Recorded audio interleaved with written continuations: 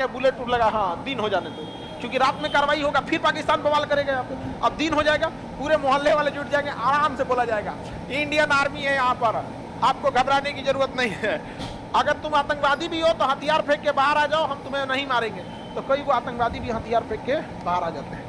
Indian army फिर उसे शिक्षा देती है, सब कुछ कराती है, उसके बॉन्ड भरवाती है, गार्जियन को करती है, उसके बाद फिर उसे समाज की मुख्य धारा में लेके आती है। तो धीरे धीरे समय लगेगा, एक इतना लंबा समय से इसने रद्द कर दिया है, तो एक समय ज़्यादा लग जाएगा, क्योंकि 370 हटने के लगभग 30 से 40 साल लगेगा उसे किस में आने में, मुख्य धारा में आने में। तो पाकिस्तान ने कश्मीर का वह हिस्सा कब्जा कर लिया जो हरि सिंह के साइन नहीं किया था जब तक, और इस एरिया को कहते हैं पाक ऑक्युपाइड कश्मीर।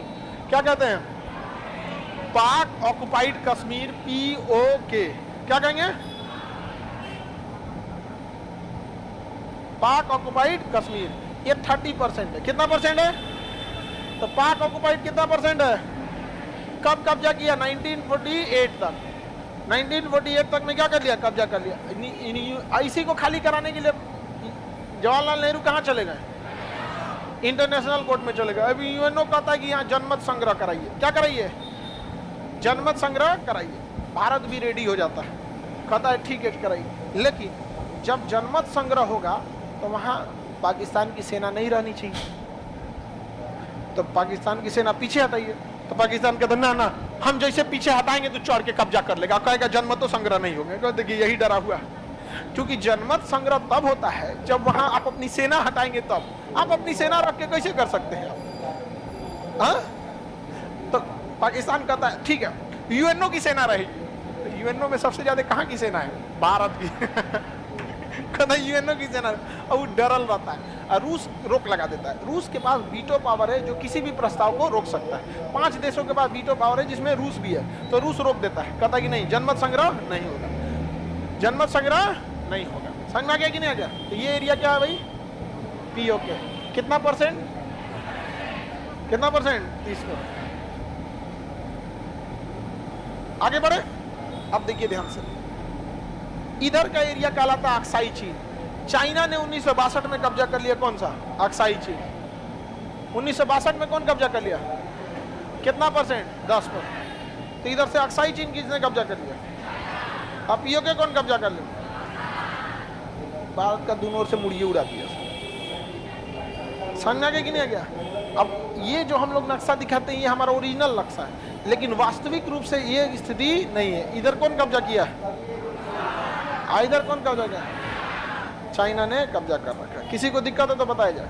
ये एरिया कौन सा हो गया आपका? अक्साई चीन। सियाचिन किसके पास है? सियाचिन भारत के पास है।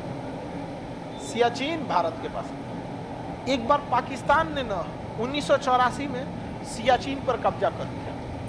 1984 में कहाँ कब्जा कर लिया? सियाचिन में कब्जा कर लिया। अब हो गया आफत। यहाँ का टेम्परेचर होता है -60 डिग्री सेल्सियस। कितना डिग्री?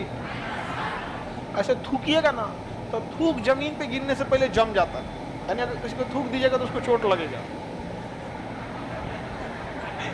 इतना ज्यादा ठंड पड़ता है। 20 सीटी लगाइएगा कुकर में तो आलू गलता है, या 20 सीटी में आलू गायब हो जाएगा। खत्म हो जाएगा 20 सीटी में। हाँ, तो 20 सीटी में क्या गलता है? आलू। वहां पानी होता ही नहीं है, खौलाना पड़ता है पानी के लिए। इतना ठंड में कोई लड़ाई कैसे लड़ेगा? और उसमें पूरी क्या होती है? बर्फ जमी रहती है। अब -60 डिग्री सेल्सियस। अब पाकिस्तानियां जाके वहां कब्जा कर लिया। हम लोग को पता कैसे चला? पता है, कुछ पर्वतारोही आए थे सब भारत में चढ़ने के लिए पहाड़ के, तो उनके पास कुछ नक्शा था, तो उन्होंने कहा कि अभी हम पाकिस्तान से भी परमिशन लेके आए हैं, उन्होंने भी हमें परमिशन दे दिया है सियाचिन पे चढ़ने के लिए। तो इंडियन आर्मी कहेगी रे छोटा कोई कहा सियाचिन पे चढ़ने के लिए परमिशन तो पाकिस्तान से लाया। तो भारतीय सेना जो थी समझदार थी, रिएक्ट नहीं की। समझदार आदमी रिएक्ट नहीं करता। देखिएगा ना, जो समझदार रहेगा ना उसके काम लायक चीज रहेगा तो उस पर सबसे कम रिएक्ट करेगा, ताकि आपको आभास ना होने दे। अच्छा कहा ठीक है पाकिस्तान से लिए, नक्शा देखा, एगो फोटोकॉपी करा के रख लिया। अब उसको बता देते तो पाकिस्तान में बोलता है ये आपका नहीं है का हो। इंडियन आर्मी पूरी तरह हड़प गई थी। अब भारत ने सोचा कि बाप रे बाप, ये ससुरा POK ले गया, अक्साई चीन ले गया, और चढ़ गया किस पे? सियाचिन पे।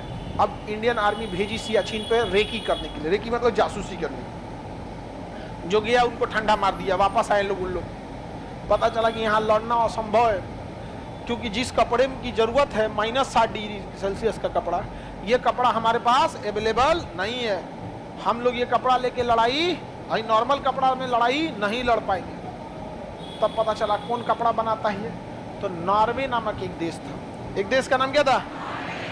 नॉर्वे देश वो कपड़ा बनाता था। तो भारत ने कहा कि ठीक है, अगले साल हम लोग युद्ध करेंगे, हथियार वगैरह रेडी रखो, और नॉर्वे से कपड़ा मंगाते हैं। तो नॉर्वे से जब कपड़ा मंगाएंगे तो कपड़ा बहुत हल्का था और ठंड पूरा रोक लेता था। तो लोग, इंडियन आर्मी ने कहा कि ठीक है, नॉर्वे की कंपनी कहा कि हमको कपड़ा ऑर्डर करना है, 10,000 पीस हमको दे दीजिए। तो नॉर्वे ने ले लिया टेंडर, लेकिन कहा कि हम आपको 2 साल तक नहीं दे पाएंगे, क्योंकि अभी हमारे पास ऑर्डर बहुत ज़्यादा है। तो भाई किसी कंपनी के पास ऑर्डर ज़्यादा रहता है। इंडियन आर्मी ने रिक्वेस्ट कहा कि हमको अर्जेंट बेसिस में चाहिए, हमको दे दीजिए। तो उसने कहा कि देखिए, हमें जो पहला भी ऑर्डर आया ना, वो भी अर्जेंट बेसिस का है, पाकिस्तान का। तो इंडियन आर्मी यहाँ में ये कौन सी कर दिया रहे तुम यहाँ। अब तो पगला गए हम लोग, क्योंकि उसके पास कपड़े पहले से थे उसके पास, और एक्स्ट्रा मंगा रहा था कौन? पाकिस्तान। अब इंडियन आर्मी कही कि 1 साल अगर रुकेंगे ना तो पहले ऑर्डर किसको मिलेगा? पाकिस्तान को। सियाचिन हाथ से निकल जाएगा। इंडियन आर्मी अपने जवानों को बुलाई जो सबसे सशक्त थे, और पूछी कि देखिए, हमारे पास ये हकीकत है कि जिन कपड़े हमारे पास है उसमें हम लोग सरवाइव करना बड़ा मुश्किल है। यानी अगर जाएंगे 10 लोग तो 5 आदमी तो बीमार पड़ जाएंगे ठंड से। क्या आप लड़ सकते हैं? स्थिति ऐसी है कि अगली साल नामुमकिन हो जाएगा। तो इंडियन आर्मी के जवानों ने कहा कि हम बिल्कुल लड़ेंगे, इसी कपड़ों में लड़ेंगे, और आगे से चढ़ाई कर देते हैं। तो 1 साल वेट नहीं किया गया, जबकि अगले दिन ही चढ़ाई के लिए भेज दिया गया। डर इस बात का था, पता है क्या है? हमारे सैनिक बीमार पड़ गए थे, ठंड थी, और वो वहाँ पहले से थे। अगर पता चल जाता कि इंडियन आर्मी जा रही है तो फिर उनको लिए जीतना एकदम ईजी था, क्योंकि पहले से स्टैंड लिया था, मार देते यहाँ पे, अब कुछ नहीं करना है। बम का गोला मारते, बर्फ गिरता, भूस्खलन होता, पूरा पहाड़े घसक जाता वहाँ। तो इंडियन आर्मी करे तो क्या? तो कहा गया कि आप लोग जब जाइएगा, चढ़ाई कीजिएगा ना, तो सफ़ेद कपड़ा दिया गया। पूरा कपड़ा रहता था ये वाला, ठंड वाला, और सफ़ेद जैकेट दे दिया था, दस्ताना भी सफ़ेद, सब चीज़ सफ़ेद, मास्क भी सफ़ेद, ठंड से बचाना होता ना, चश्मों का खोलवा जो रहता तो वो कौन चीज़? सफ़ेद, सब चीज़ सफ़ेद। और चलते तो लोग बर्फ़ में सफ़ेद, तो पता ही नहीं चलता था, दिख भी नहीं करता था यहाँ पे। लेकिन उनको सख्त आदेश दिया गया था कि आप रेडियो पे बात नहीं करेंगे, क्योंकि जैसे रेडियो पे बात करेंगे ना, उसकी फ्रीक्वेंसी सुनाई देने लगती है। उसकी फ्रीक्वेंसी क्या करती है? सुनाई देती है। क्योंकि अगर आप जैसे अभी कोई वायरलेस पे बात कर रहा होगा ना रेडियो पे, आपके पास भी अगर वायरलेस वाला होगा ना एंटीना, अगर उस फ्रीक्वेंसी पे ले जाएंगे तो आपको भी बतिया सुनाई देने लगे। कहा कि इस पे मत रहना, वरना पाकिस्तानी सुन लेंगे। सोचिए इंडियन आर्मी को कितनी तकलीफ हुई होगी कि उस दुर्गम परिस्थिति